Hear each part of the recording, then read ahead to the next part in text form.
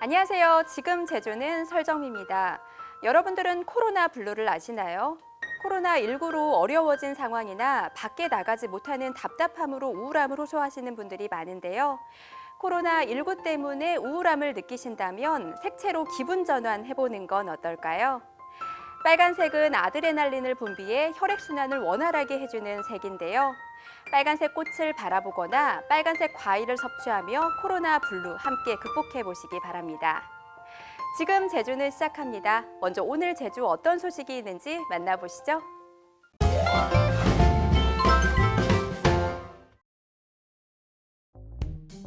사.3 당시 1살 갓난아이였던 오영순 할머니. 의료활동을 나갔던 아버지는 군경에 끌려가 광주 형무소에서 생을 마감했습니다. 얼굴조차 모르는 아버지를 향한 그리움은 평생의 한으로 트라우마로 남게 됐습니다. 쭉 참은 잘 되니까 너무 힘들어. 근데 친구들 앞에 가도 얘기를 못해. 마음 놓고. 오영순 할머니처럼 4.3 트라우마 치유가 필요한 대상자는 18,000명에 달합니다. 특히 4.3 생존 희생자의 40%가, 유족의 11%가 극단적 선택을 생각할 정도로 심각한 외상 후 스트레스 장애를 겪고 있는 것으로 파악됐습니다. 국가 권력으로 정신적, 육체적 피해를 입은 생존 희생자들과 유족들을 위한 4.3 트라우마 센터가 문을 열었습니다. 지난 2012년 설립된 광주 정신건강 트라우마 센터에 이어 전국에서 두 번째고 국립트라우마센터 설립 법제화 전까지 제주 4.3 평화재단에서 시범 운영합니다. 정신건강 전문의 등 8명의 전문가들이 치유가 필요한 피해자들을 대상으로 상담과 전문 치료를 진행합니다. 직접 방문이 어려운 고령의 생존 희생자나 유족들을 위한 방문 상담 치료도 병행될 계획입니다. 오랜 기간 사실 기다려온 트라우마 센터입니다. 여러 필요와 또 어떤 내용들로 이제 치료를 또는 치유 프로그램 원하신지 잘 듣겠고요. 어렵게 문을 연 4.3 트라우마 센터가 4.3 희생자와 유족들의 응어리진 한과 상처를 조금이나마 덜어내줄 거라 기대됩니다. 조금은 이른 시기지만 마늘 주산지인 대정읍 일대에선 마늘 수확 작업이 한창입니다.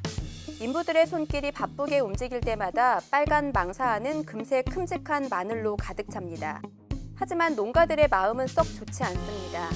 지난해 가격이 폭락하면서 재배 면적은 크게 줄었는데 올해 역시 기대 이하의 가격대가 형성됐기 때문입니다. 현재 알려진 수매가는 킬로그램당 1,500원에서 1,700원. 3.3제곱미터당 수확량이 보통 5에서 6kg이어서 많아야 만원 정도의 수익이 기대되고 있습니다. 하지만 3.3제곱미터당 경영비를 감안하면 손해를 감수해야 하는 상황입니다.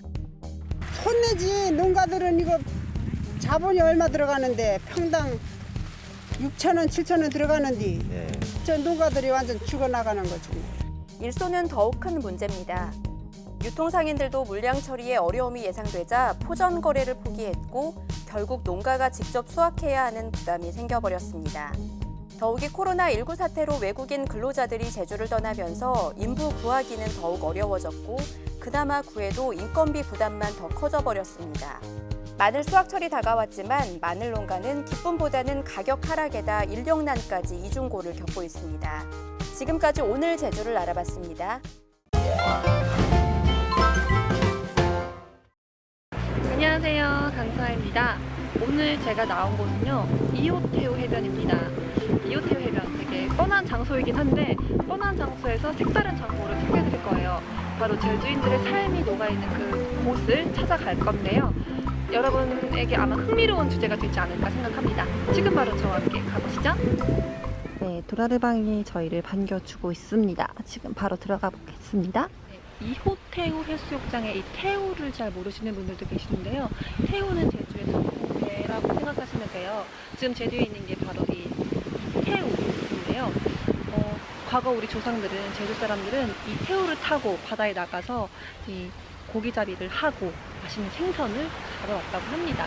이게 보기에는 약간 조금 이상해 보여도 굉장히 실용성이 좋았다고 해요. 그래서 이호동에 그런 축제가 있는데 그때마다 이 이호태우 이호태우 해수욕장에서는 태우를 사용한 그런 행사도 많이 열렸다고 합니다. 지금도 하고 있고요.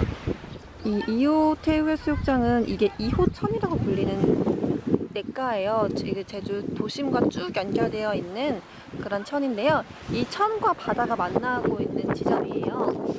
옛날에는 이 데크 다리도 없었는데 이렇게 예쁘게 조성이 되어서 관광객들이 편하게 이용할 수 있도록 잘 조성을 해놨습니다.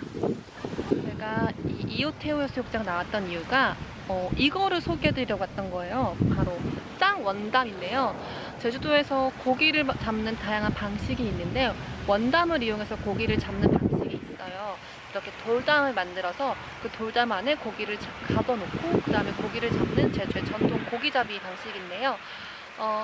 이 이호태우 해수욕장은 쌍원담이라고 해서 원담이 2개가 있어요. 그래서 제주도에서 가장 큰 규모의 쌍원담이 있었고 여기서는 주로 멸치를 잡았다고 합니다. 보이시나요? 지금 이 물 아래로 원담이 있는 거?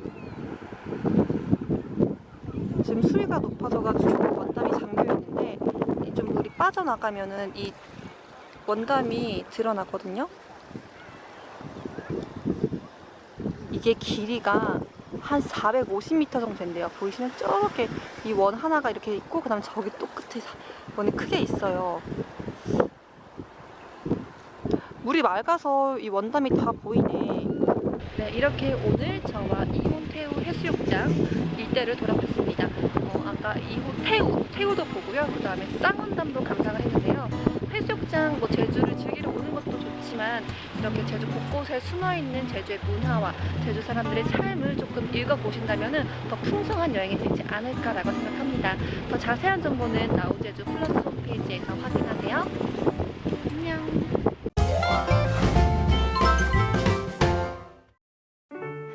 오늘 제주는 맑은 가운데 평년 기온을 웃돌겠습니다. 오늘 낮 최고 기온은 22도까지 올라 초여름 날씨 보이겠는데요. 하지만 낮과 밤에 기온차가 크게 벌어지는 만큼 건강관리에 각별히 유의하셔야겠습니다. 내일은 비 소식이 있습니다. 내일 밤부터 비가 시작돼 모레까지 이어지겠고요. 비가 내리는 지역에서는 안개나 옅은 안개인 방무가 껴 가시거리가 짧은 곳이 많겠습니다. 교통안전에 각별히 유의해 주시기 바랍니다. 계속해서 자세한 제주 날씨 정보 알아볼게요. 오늘은 동해상에 위치한 고기압의 영향을 받다가 차차 그 가장자리에 들어 맑은 날씨 보이겠습니다. 오늘 낮 최고 기온은 20에서 22도의 분포를 보이겠습니다.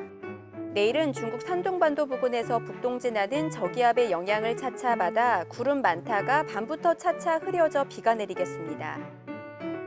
내일 아침 최저 기온은 15에서 16도, 낮 최고 기온은 21에서 24도의 분포를 보이겠습니다. 이어서 제주항로를 포함한 바다 날씨입니다.